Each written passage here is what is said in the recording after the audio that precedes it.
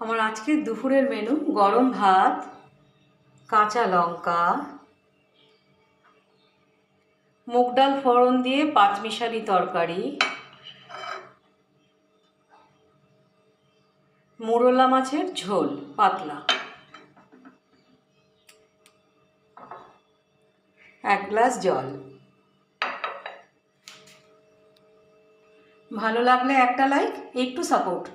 চলি বন্ধু, টাটা। আজকের মতন সবাই খুব ভালো থেকো, একটু সাবস্ক্রাইব করে দিও, পাশে থেকো। টাটা। আমার আজকের দুপুরের মেনু গরম ভাত, কাঁচা লঙ্কা, মুগ ডাল ফোড়ন দিয়ে পাঁচমিশালি তরকারি, মোরলা মাছের ঝোল পাতলা,